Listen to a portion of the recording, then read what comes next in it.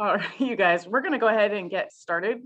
We've got lots of folks online, and I'm sure we'll have more join us. So good morning and welcome, everyone.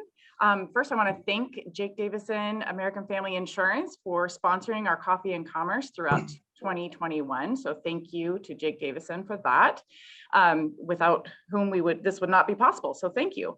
My name is Rachel Petro, and I serve on the board of directors for the Wenatchee Valley Chamber of Commerce and serve as the advocacy chair, the committee chair.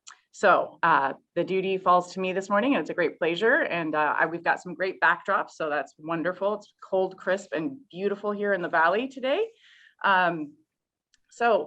We are going to go ahead. I'm just going to briefly introduce our delegation because they really need no introduction. So I'm going to really just keep it to just the basics because we want to dig into content.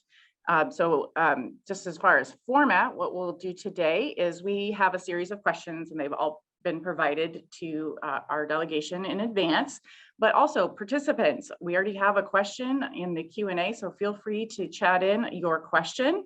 If it's not already covered in what we have prepared, then we will ask those as time permits. Okay, so with that, I'd like to just thank Senator Hawkins for being here. He has served since 2013. Actually, he's served in lots of different capacities, but he served in the Washington legislature since 2013. He is a ranking member of the Early Learning and K-12 Education Committee, State Government and Elections Committee, and then, of course, you serve on the Transportation Committee. Representative Mike Steele, welcome. Thank you for being here. Began his service in the legislature in 2017, and he is the ranking member on the Capital Budget Committee. He serves on the Appropriations Committee as well as the Education Committee. And last but not least, is no stranger to the Wenatchee Valley, is Representative Keith Gaynor, and he serves as a ranking member on the Local Government Committee, Environment and Energy, and then Transportation Committees.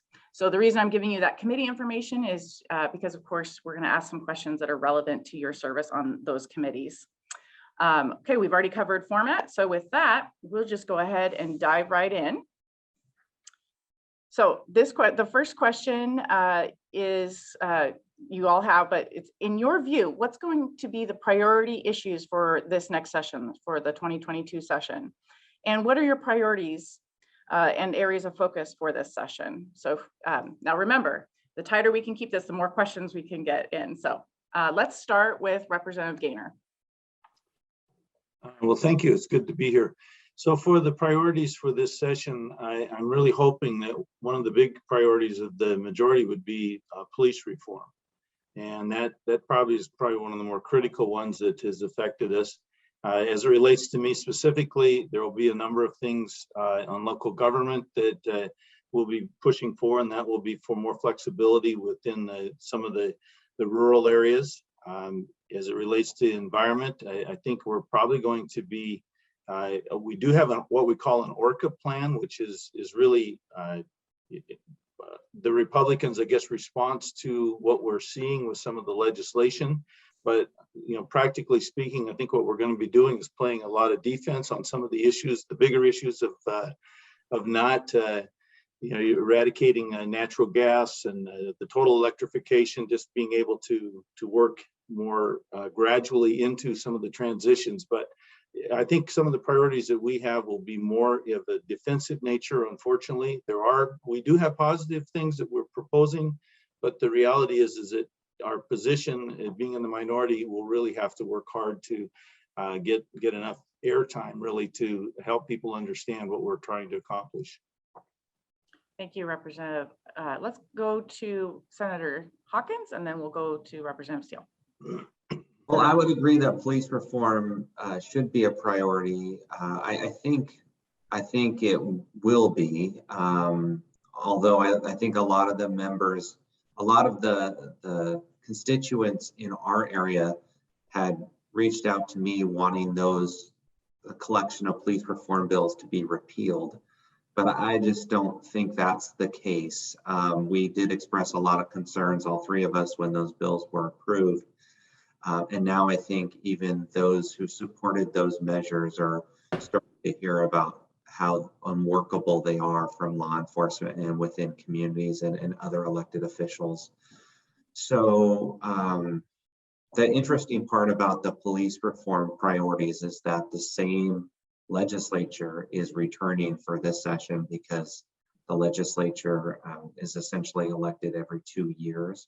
And so I just don't see sweeping changes made, but I do think there is an opportunity to make some modest modifications to the police reforms to make it more workable and better for law enforcement. And then hopefully over time, we can see more improvements made to those reforms over time with different legislatures. I think mostly on a broad scale, the priorities will be on making modifications to the existing 2-year budgets. So we approved all 3 budgets, operating, transportation, and capital, last year for the 2-year period. And we're sort of in between that in between that budget right now. So I don't see major changes, but that will be something that will also be a priority. And we only have a 60-day legislative session this year. So the legislature alternates between longer 105-day sessions when we're developing the 2-year budgets at the beginning of the biennium, and then a shorter 60-day session in the in-between years. And the 60-day session is what we're going to be heading over for. So it's going to be pretty fast-paced. Absolutely. Thank you, Senator. Representative Steele. Good morning, Rachel. Thank you for having us this morning. Agreed. You've heard about police reform and making some adjustments to the police reform bills that were passed last session. I think all of us want to see that addressed very early on in session. I think we may see some major bandwidth taken up by the redistricting debate that will happen in the legislature in that first 30 days. I'm not sure how that will all pan out, but I know it will be a major topic of conversation. And obviously, the 3 of us have some priorities within that conversation that we want to see achieved. So we'll be focusing on that probably pretty early in the session.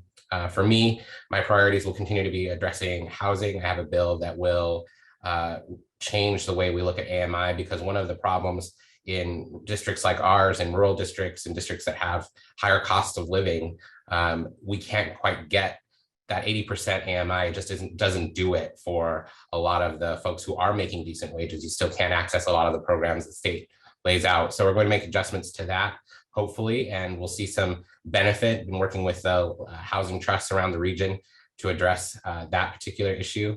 And then, of course, the capital budget will have about 88 million to spend in the supplemental, and that doesn't go very far in terms of the whole state. We are going to be looking at some rural modernization programs for our schools, because I've been getting requests from all over the state from school districts who have been unable to pass bonds for a long time. And a lot of their buildings and facilities are up against their 30-year lifespan and are falling down around them or longer. And so we do have some pretty dire situations in some school districts across Washington. So we need to address that. So we'll be looking at some legislation around modernization for schools, specifically in rural areas. So I'm sure that will be enough to keep me plenty busy. Indeed. Excellent. Well, and this, you kind of touched on kind of the next question. So, you know, our recent forecasts show that Washington's we've actually collected more revenues than we anticipated when you guys adopted the budgets last spring. So it looks like the state has just over $1 billion of federal relief money available. So really kind of the broad question, and then I'm going to ask some specific questions to each of you. How do you think the legislature should allocate these unanticipated revenues? And Representative Steele, we'll start with you. We'll just go back and keep mixing it up. Yeah, thank you. Well, I have a follow-up question to that when you get done. So okay. Yeah, it's a great question. I think we've already started to have some conversations around this on the Appropriations Committee. I obviously have some priorities for those dollars. I think we need to address some Medicaid reimbursement rates. We need to look at some of the programs that we already have functioning in the state and make sure that those are fully funded before we create new ones. But specifically around some of that money, we're making adjustments in both budgets, in both the general fund and the capital budget, to address some of the things that the federal government interpreted weren't appropriate appropriation in the last cycle. So we've got some money to spend to address appropriations we need to pay for that we've already passed into legislation. So I think some of that will go to those items. Actually, you actually answered my question about that additional capacity to invest in schools and infrastructure. So I'm going to move right on to Representative Gaynor. So as the ranking member of the local government committee, do you foresee any of those funds being any additional investments for our local governments?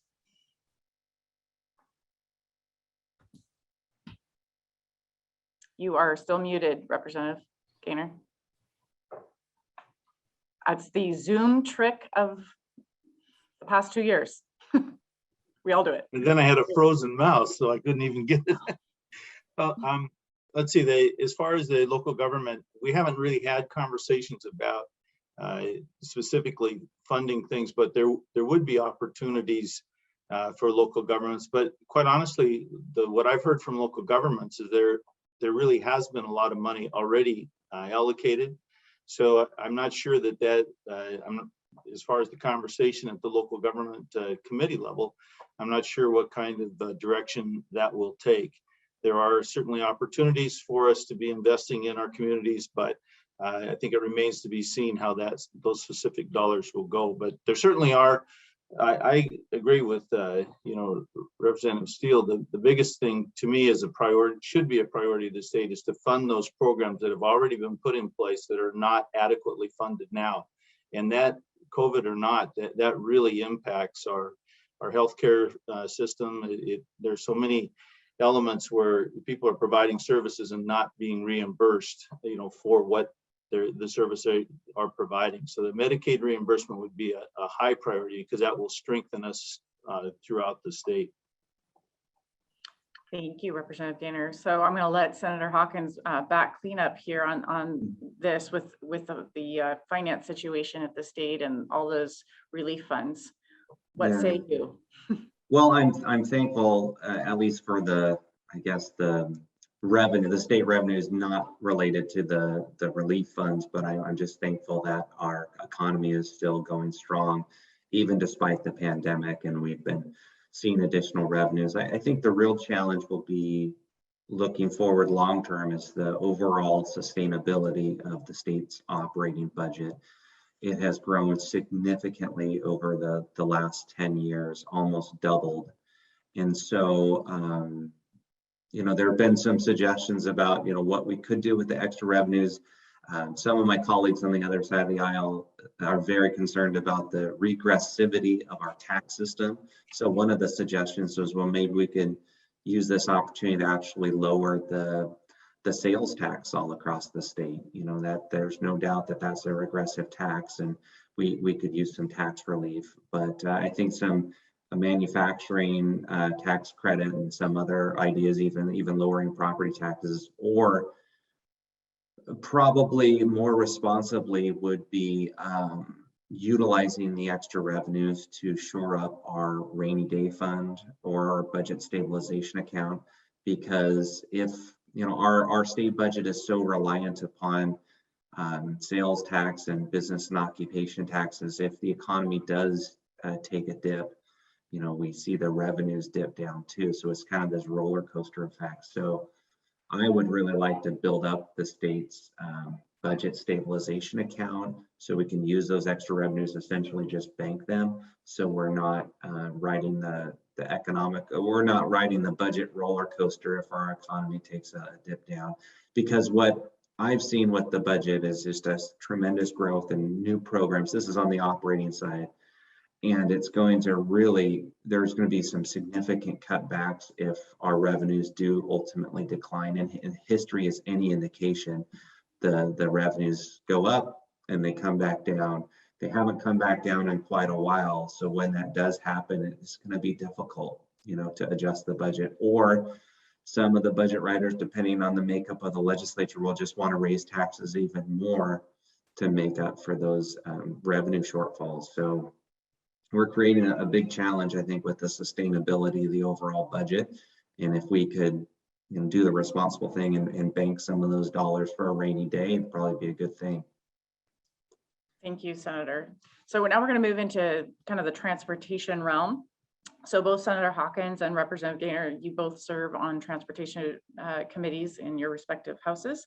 So I'm going to start with you two. So over the past few years, of course, there's been considerable discussion about a possible new transportation funding package. And last session, new revenues were added to the transportation from the carbon cap and trade program beginning in 2023. So do either of you foresee a new transportation funding package this session? And if so, what do you think are the funding proposals that could be included? So there's been media reports on proposals from different, from your caucuses. So what do those proposals include?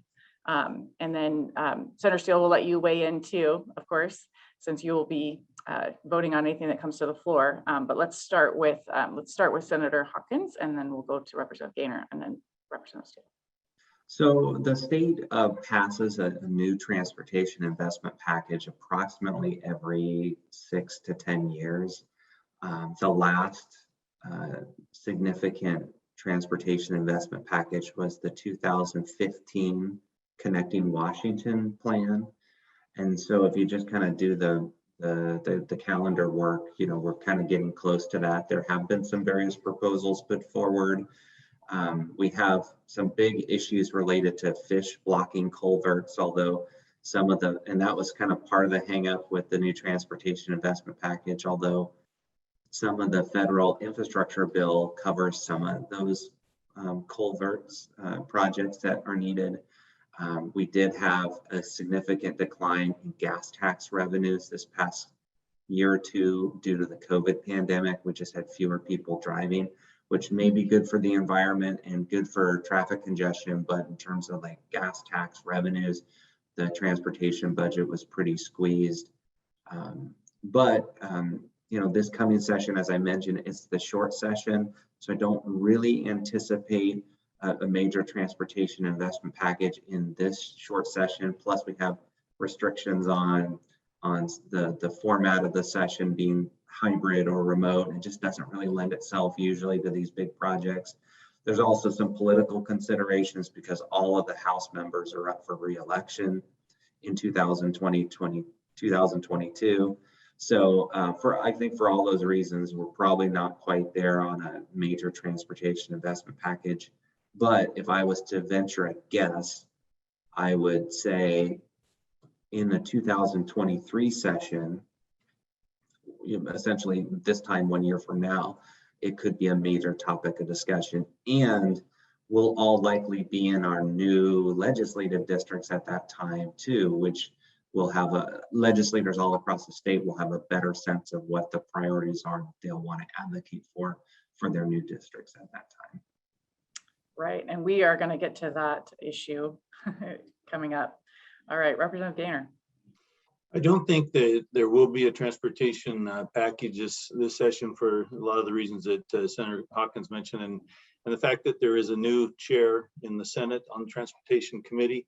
I don't know how that'll change the dynamics and the the direction of the dialogue from the Senate side, but from the House side, what heard as late as last week, that it seemed pretty apparent that there wasn't going to be there. Now, I will say that we've been talking a lot about looking at alternative sources. I mean, maintenance and preservation still is the highest priority that we need to be focusing on.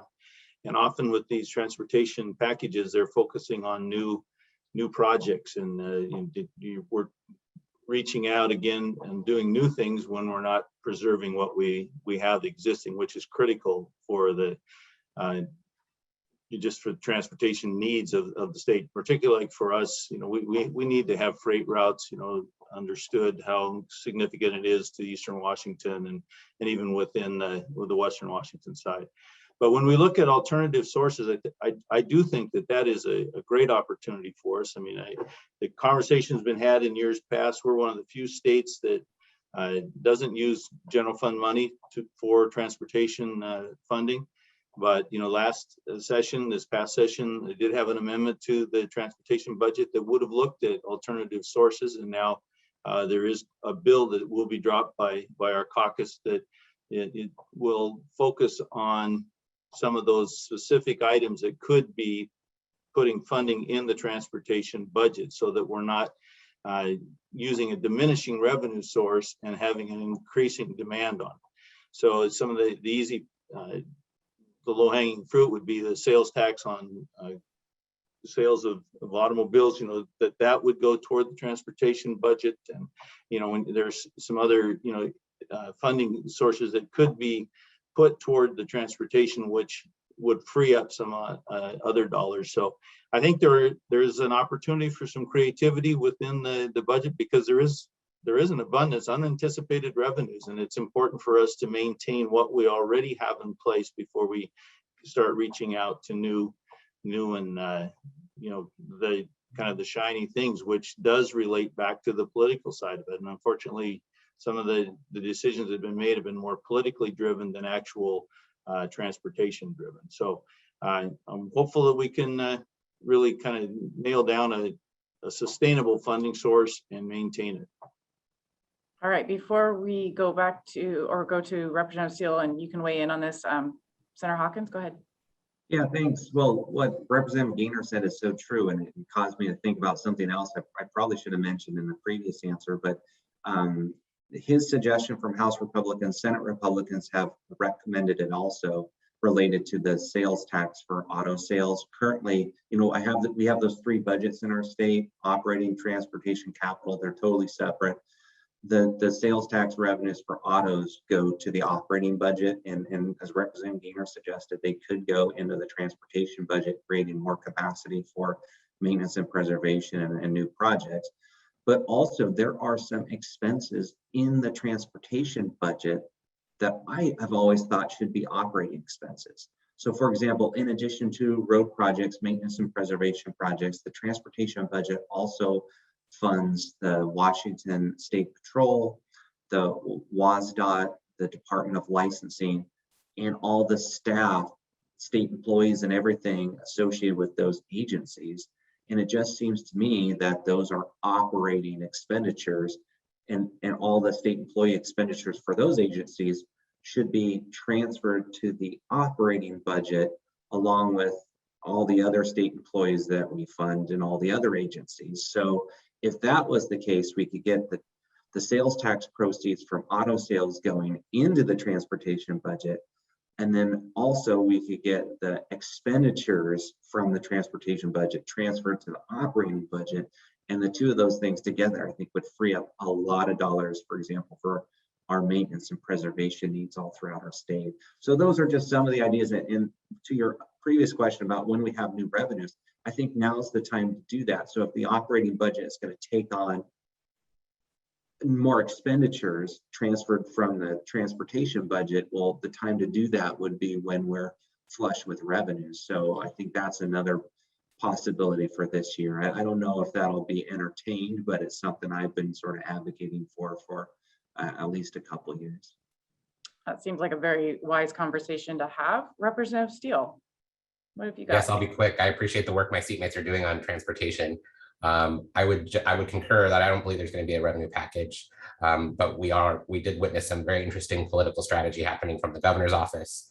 And when Senator Hobbs was appointed to Secretary of State, I think that removed some of the moderating force that happens in the Senate through his leadership. So it'll be interesting to see.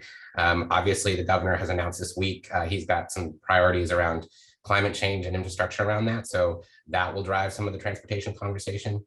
And I will just say that all the members, all the budget writers in the state have met. So the chairs and ranking members in all of the caucuses. So the 8 of us have gotten together and have started to have these conversations around where money should be and how it should be used, and where we can transfer some of the obligations.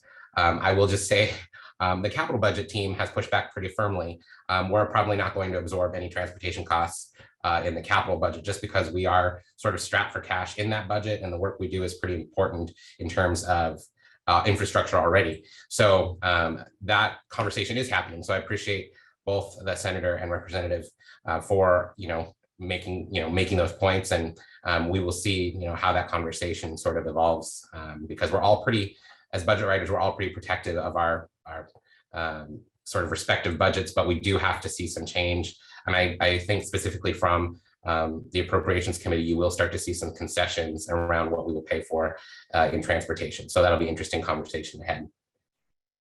Thank you. All right, now we're going to move on to something that's going to hit all of us in our pocketbook, those of us who work. So beginning on January 1, all employers are required to collect a 0.58% payroll tax on employee compensation to fund the new long-term care benefit program for Washington workers. Employers and employees have identified numerous deficiencies with this program and have asked for it to be delayed or eliminated before it goes into effect. So we've heard some rumblings about this in the media and the press, and but do you have a sense of whether the legislature and the governor will eliminate or correct the deficiencies in the program? Representative Steele, we'll let you start with this one. Thank you, Rachel. Yeah, just this week, the Republican leadership sent a letter to the entire legislature asking for a pause in this program. And I think there's some agreement amongst the four corners that a pause is necessary because it is causing quite a bit of chaos across Washington. And we've heard from thousands and thousands and thousands of people in every corner of the state that this program has a long way to go. And so I think that you will see a pause, and there are bills already introduced that immediately go into reform and repeal to see if we can't make the program better, to see if we can't figure out a way to achieve the ultimate goal with that program, but do it in a way that's not going to kind of pigeonhole folks that don't want to pay it and employers that are struggling to figure it all out. So I can tell you from my own experience and my own employees, it was quite a ordeal to find a program that would exempt us from the state's program. And honestly, we ended up finding a program that is far better, cheaper, and gives us way better benefit than the state's program. So, I mean, they do exist. It's all about priorities and how we do them as individuals. So I think we will have a very interesting conversation around this. But as I said, a letter did go out from Republican leadership to the four corners and the governor asking for a pause. Well, thank you. Okay, Representative Gaynor and Senator Hawkins, do you have anything to add to that? The only thing I would add is that this is one of those cases where I don't think people really thought through exactly the ramifications. It's that to what I call soundbite legislation. It sounded like a good idea at the time, but the details of it, when you're mandating people to pay into something that they may not even get a benefit from,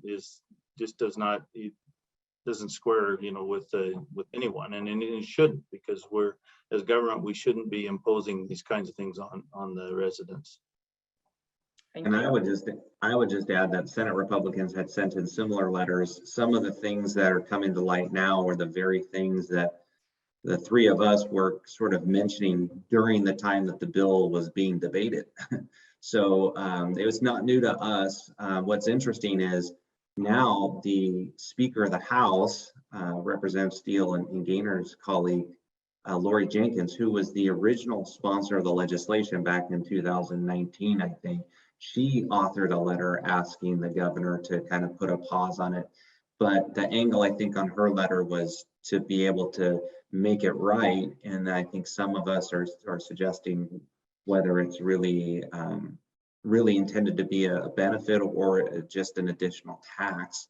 That the challenge is that a lot of these younger workers are going to be taxed for the lifetime of their careers, only to receive potentially a really small benefit if they stay in the state, because this plan is not portable. You can't cross state lines and all these sort of complicating factors. So just, for young workers in particular, those who are trying to save for a home, who are trying to pay off their student loans, it's just a tremendous burden on them.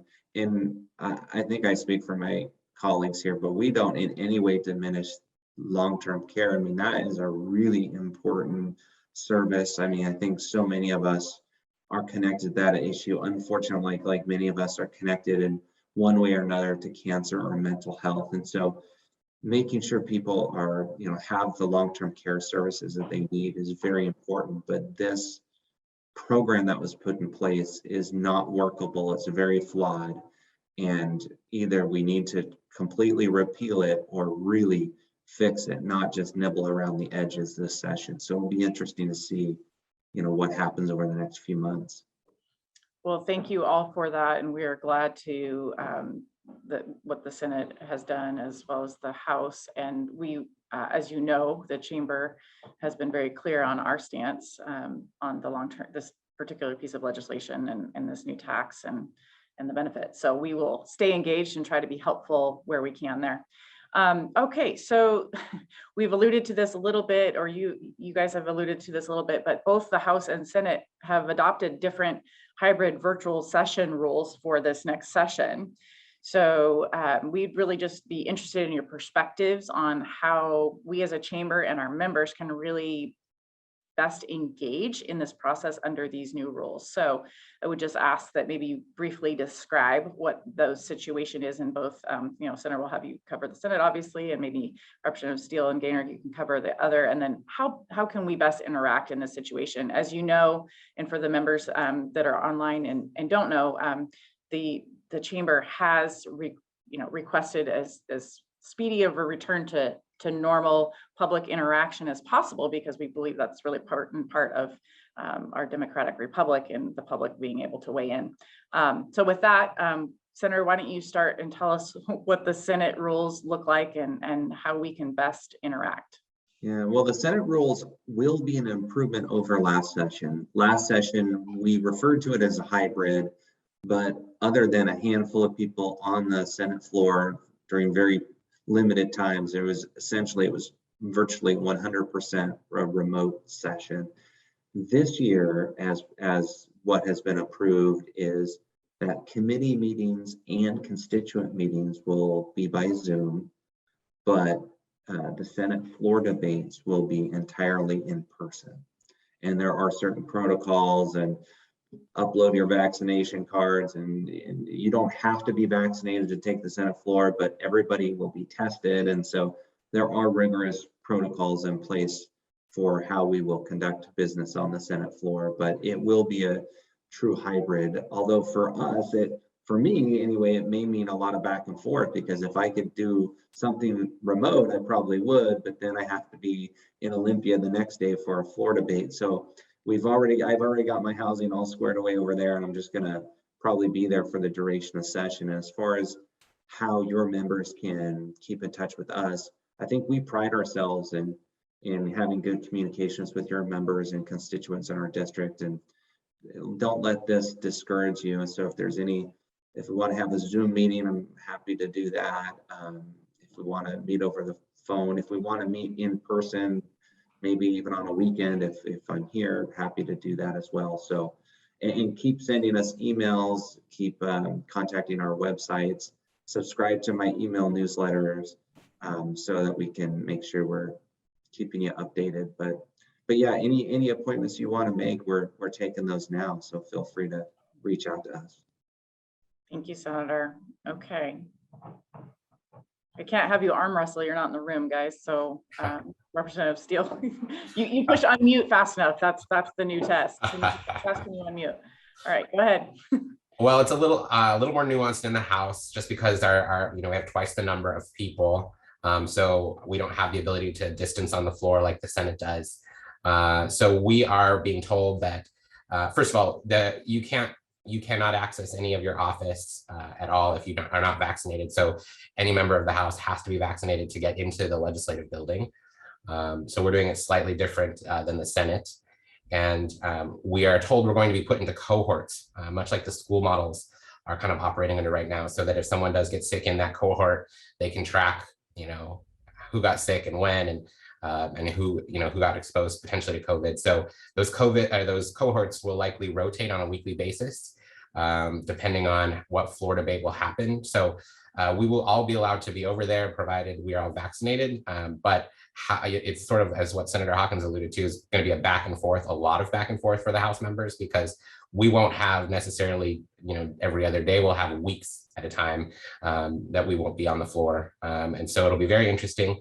From a budget negotiation point of view, I really do feel like it's necessary to be in person with those budget writers, because there's just so much that goes on in a room like that. But none of our staff will be on campus, so we won't have any support staff from the Office of Program Research, and our LAs are allowed to choose whether or not they want to be on campus. So it just creates some pretty interesting dynamics, and we won't be able to meet with the public, although the House Republican Caucus is looking for space to lease for public meetings to happen off campus. So that may come to fruition, but those plans are still in the works as well. All right, thank you. Representative Gaynor, is there anything you'd like to add?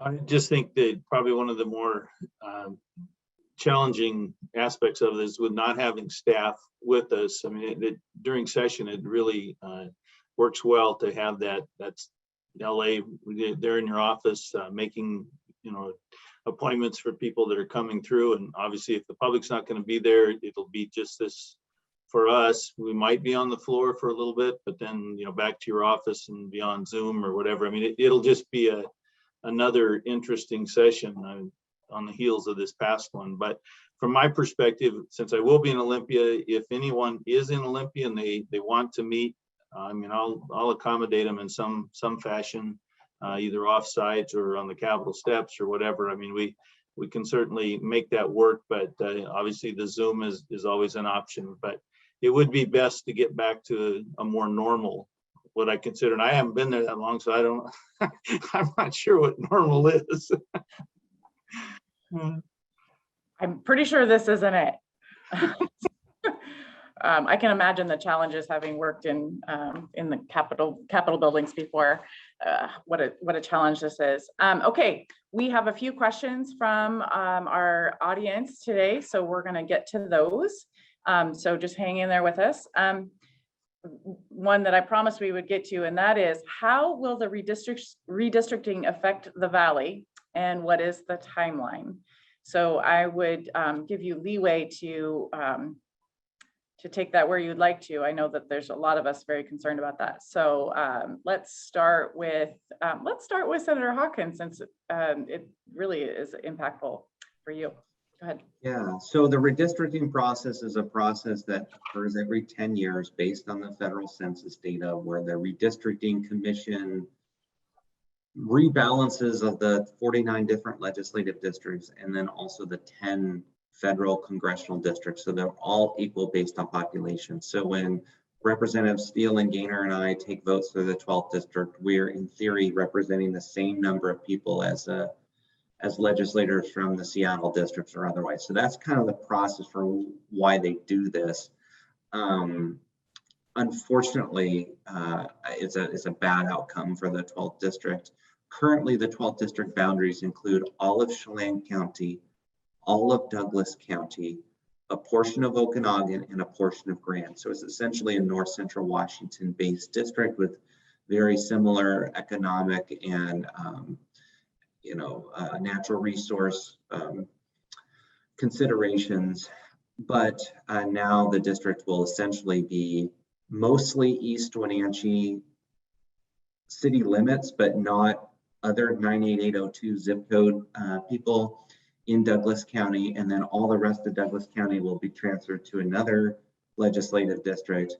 And so the 12th district would include that portion of East Wenatchee, which zigzags around all of Chelan County, and a portion of King County and a portion of Snohomish County.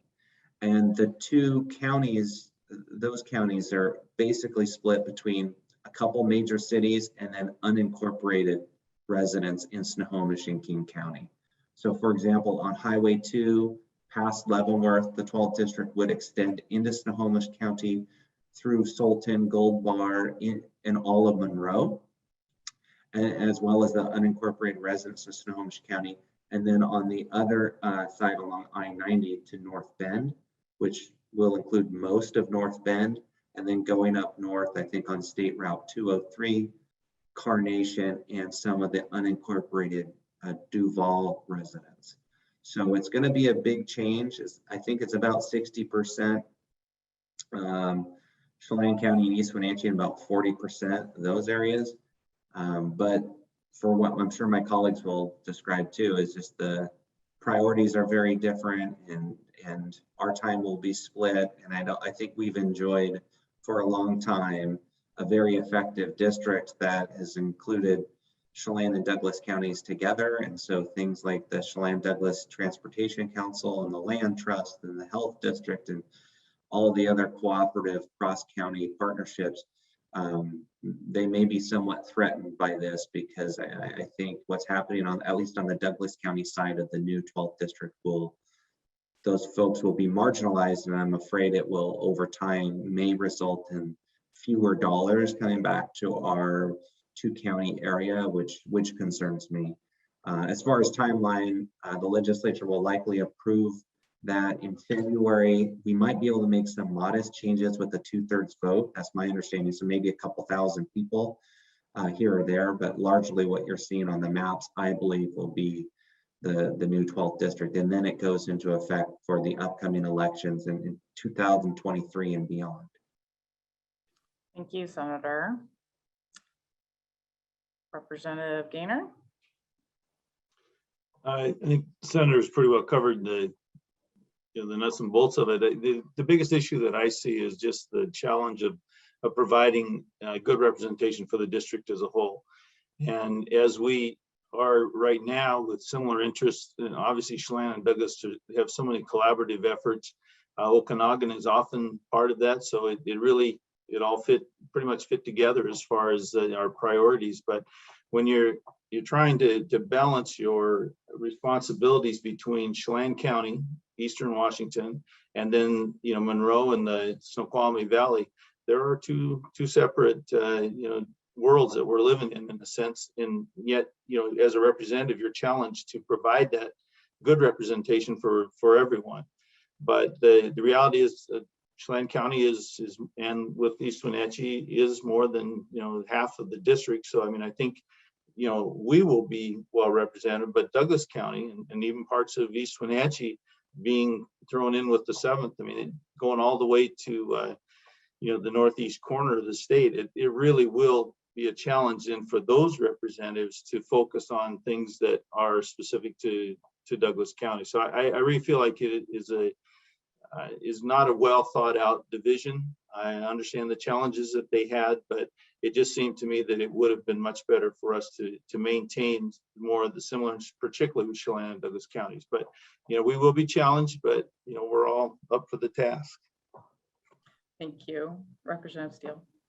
Yes, I think both Representative Gaynor and Senator Hawkins explained it well. I will just add, I think, for the three of us, we are all born and raised here. I mean, there's an affinity for the district as we know it. And not just because that's what we're used to, but because we literally grew up in those places and knew those players and those people. And part of the reason I would speak for my delegation on this is part of the reason I would venture we all got into this is because we wanted to do good things for the communities we know and love. And so with this redistricting, it's creating a new, creating new relationships, finding affinity for those places, trying to figure out what needs they have, while simultaneously kind of watching the work that we've done and the place that we love sort of be ripped from our representation. And so that's kind of the challenge that's happening in my brain is that, it's more than just a job, it's more than just moving to new constituents and new cities and places. It's about caring for the people that you know and love. And that is sort of what motivates me to do the job I'm doing. So it does give us, at least I think for the three of us, we're going to get together and probably reflect on this and see what we can do. If there's any opportunity to move some of these lines, particularly as we've all said for Douglas County. But yeah, I mean, we're going to be, I'm at least still reflecting on these changes and what that means for the future of my run and campaign. Right. And I can imagine the folks that are in the Monroe and North Bend areas are probably kind of wondering how they're going to be represented. So lots of issues there. Thank you. And they're already reaching out to us. I think we have a meeting with the Sultan City Council. Is it tomorrow, guys? On that list. I got contacted late yesterday by the city of Carnation in the King County area. So and it's interesting too, because we're kind of in this like limbo stage where we can't actively mail out to them or reach out to them. But I think if they reach out to us, we can take those meetings. But then what does it do for this whole session and the remainder of this year for people in Waterville and Bridgeport and the Methow Valley who we've as Representative Steele said, we love to represent. We've represented them successfully as a team for many years. I mean, they're kind of in a limbo situation too. So hopefully we'll get through this, and I think we should know more in a couple months. Well, thank you for your insight. And of course, we will, as a chamber, stay engaged as appropriate. For the members that are participating today, the chamber did weigh in and with the redistricting committee, and of course spoke with the delegation about our desire to see our valley and just North Central Washington stay intact for all the reasons that you have articulated. So the chamber's letter was great, by the way, and so many others in our area, so many stakeholders commented too. Unfortunately, it seems like the redistricting commission completely disregarded the overwhelming collection of comments that North Central Washington residents received. But I imagine for some of the reasons that Representative Gaynor was mentioning, even the Wenatchee Valley Chamber, some of your members will be split as well. And so, I mean, I was citing the chamber as another example, of a cross-county collaborative effort. When I think of Wenatchee, I think of the Wenatchee Valley, which is everybody with, in this whole area, and that is going to be threatened by these new maps. Exactly. Well, we will not be deterred from continuing to represent our members and businesses. So I'm sorry that it went that way, and hopefully we can make some tweaks to make it better. And then we'll just have to see what happens in another 10 years. So next question from the audience is, do you have any insights on the implementation of the Infrastructure Investment and Jobs Act in Chelan and Douglas counties? Who would like to go first? Volunteer? Representative Steele, go ahead. Well, I'll just speak from the capital side of things. I mean, we know that more money will be coming from the federal government with respect to infrastructure. We don't have all the particulars yet. One of the things that did hold us up a little bit, we've in the capital budget process, and I just met with the governor's office last week, we had 18 appropriated projects that the federal government decided didn't fit the criteria. So we're going to be moving some broadband money around, because we allocated about $425 million in broadband money to the Office of State Broadband. Well, we know that's a lot of money and probably won't get out the door in this biennium. So we're going to take some of that money in consultation with the governor and the Senate. We're going to move it to some of those 18 projects that didn't meet the mark. So it's a little hard to work with the federal government, because in terms of timing, and in terms of sort of their definitions, because we believe we met their definitions, but then of course they get ultimate say. And so it just makes budgeting and appropriating a little bit more challenging. But that we do know that states are going to be receiving quite a bit of that money, and it will help in things like transportation and other infrastructure projects. So more to come. I don't have the specifics, but we will hopefully have a better timeline in this supplemental budget with the federal money than we did in the biennial budget. Thank you. And I would just agree for transportation in particular, as Mike mentioned, we do have a lot of dollars coming through. For most of the federal dollars, we do apportion those through the state process, but we have very limited flexibility on those dollars. But I am thankful, for example, that we have some funding coming in for the fish blocking culverts and some of the other, we're trying to get our mind around and better understand where all those dollars are. But in transportation, that will free up either more opportunities for new projects, or, as Representative Gaynor mentioned, the important work that we need to do all across our state for maintenance and preservation, which I know Dave Birschbach from WSDOT is on the Zoom call. So thanks for your continued communications, Dave. The only thing I would add is that I just would caution people a little bit, when you have a big bill and you have a lot of money flowing, there's this anticipation you're actually going to see it happen. And in reality, what this will do is we'll be funding projects that are already in the works, that have already been drawn up. The engineering has probably been done. So, we won't probably see a significant, a visible change to the way things are happening, but it will obviously provide some funding that hadn't been there. But I just think back to the days of when they had the shovel-ready projects with President Obama. A lot of that money didn't even get spent. So I mean, to me, the challenge will be to make sure that that money actually gets put on the ground, actually materializes into projects that need to be done, because we really have a significant backlog of projects that really need to be completed soon. Thank you for that. Okay, last call for any audience questions. We're just going to start wrapping up here if we don't get any more questions. But my question to each of you is, how can the Wenatchee Valley Chamber be of assistance to you in the next session? For me, the one thing that is important is just to have feedback from your chamber members, to have some of those real life stories of how you're being impacted by some of the policies that the state has enacted. I mean, every time the legislature goes into session, there's another sometimes an impediment to successful business.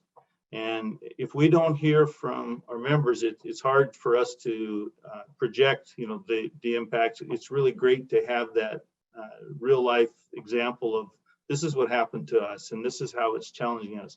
The reality is that most people in business are there because they've got the will to succeed, and they're going to make adjustments, and appreciate that, that attitude. But we really need to make sure the government is not, keep getting in the way of people's success, because if you're successful, you're able to empower your employees. I mean, the community benefits, there's so many great benefits that happen from successful business.